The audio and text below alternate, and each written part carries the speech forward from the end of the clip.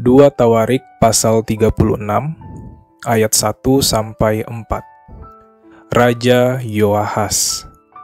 Rakyat negeri menjemput Yoahas anak Yosia dan mengangkat dia menjadi raja di Yerusalem menggantikan ayahnya. Yoahas berumur 23 tahun pada waktu ia menjadi raja, dan 3 bulan lamanya ia memerintah di Yerusalem. Raja Mesir memecatnya dari pemerintahannya di Yerusalem dan mendenda negeri itu 100 talenta perak dan 1 talenta emas. Kemudian Raja Mesir itu mengangkat Elyakim, saudara Yoahas, menjadi raja atas Yehuda dan Yerusalem, dan menukar namanya dengan Yoyakim. Tetapi Yoahas, saudaranya itu, ditawan oleh Neko dan dibawa ke Mesir. Ayat 5-8. Raja Yoyakim. Yoyakim berumur 25 tahun pada waktu ia menjadi raja, dan 11 tahun lamanya ia memerintah di Yerusalem. Ia melakukan apa yang jahat di mata Tuhan Allahnya. Nebukadnezar, Raja Babel, maju melawan dia, membelenggunya dengan rantai tembaga untuk membawanya ke Babel. Juga beberapa perkakas rumah Tuhan dibawa Nebukadnezar ke Babel dan ditempatkan di istananya di Babel. Selebihnya dari riwayat Yoyakim, segala kekejian yang dilakukannya dan kesalahan yang ada padanya. Sesungguhnya semuanya itu tertulis dalam kitab Raja-Raja Israel dan Yehuda. Maka Yoyakin, anaknya, menjadi raja menggantikan dia. Ayat 9 dan 10. Raja Yoyakin. Yoyakin berumur 18 tahun pada waktu ia menjadi raja, dan 3 bulan 10 hari lamanya ia memerintah di Yerusalem. Ia melakukan apa yang jahat di mata Tuhan. Pada pergantian tahun, Raja Nebukadnezar menyuruh membawa dia ke Babel, beserta perkakas-perkakas yang indah-indah dari rumah Tuhan, dan Zedekia, saudara ayah Yoyakin, menjadi raja atas Yehuda dan Yerusalem. Ayat 11-21. Raja Zedekia, runtuhnya kerajaan Yehuda. Zedekia berumur 21 tahun pada waktu ia menjadi raja, dan 11 tahun lamanya ia memerintah di Yerusalem. Ia melakukan apa yang jahat di mata Tuhan Allahnya, dan tidak merendahkan diri di hadapan Nabi Yeremia yang datang membawa pesan Tuhan. Lagi pula ia memberontak terhadap Raja Nebukadnezar yang telah menyuruhnya bersumpah demi Allah.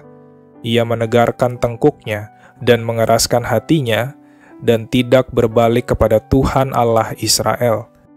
Juga semua pemimpin di antara para imam dan rakyat berkali-kali berubah setia dengan mengikuti segala kekejian bangsa-bangsa lain.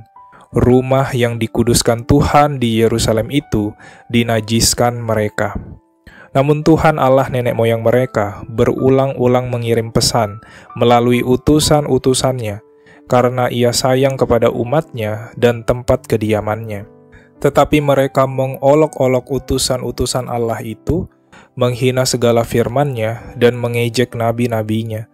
Oleh sebab itu murka Tuhan bangkit terhadap umatnya, sehingga tidak mungkin lagi pemulihan. Tuhan menggerakkan raja orang Kasdim melawan mereka. Raja itu membunuh teruna mereka dengan pedang dalam rumah kudus mereka, dan tidak menyayangkan teruna atau gadis, orang tua atau orang ubanan, semua diserahkan Tuhan ke dalam tangannya. Seluruh perkakas rumah Allah, yang besar dan yang kecil, serta harta benda dari rumah Tuhan, harta benda raja, dan harta benda para panglimanya, semuanya dibawanya ke Babel.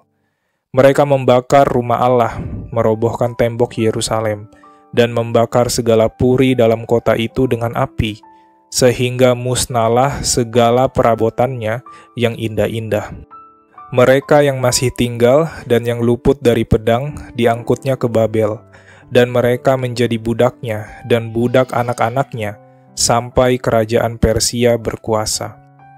Dengan demikian genaplah firman Tuhan yang diucapkan Yeremia, sampai tanah itu pulih dari akibat dilalaikannya tahun-tahun sabatnya, karena tanah itu tandus selama menjalani Sabat, hingga genaplah 70 tahun. Ayat 22 dan 23. Kores mengizinkan orang-orang buangan pulang ke negerinya. Pada tahun pertama zaman Kores, raja negeri Persia, Tuhan menggerakkan hati Kores, raja Persia itu, untuk menggenapkan firman yang diucapkan oleh Yeremia, sehingga disiarkan di seluruh kerajaan Kores secara lisan dan tulisan pengumuman ini. Beginilah perintah Kores, raja Persia. Segala kerajaan di bumi telah dikaruniakan kepadaku oleh Tuhan, Allah semesta langit. Ia menugaskan aku untuk mendirikan rumah baginya di Yerusalem, yang terletak di Yehuda.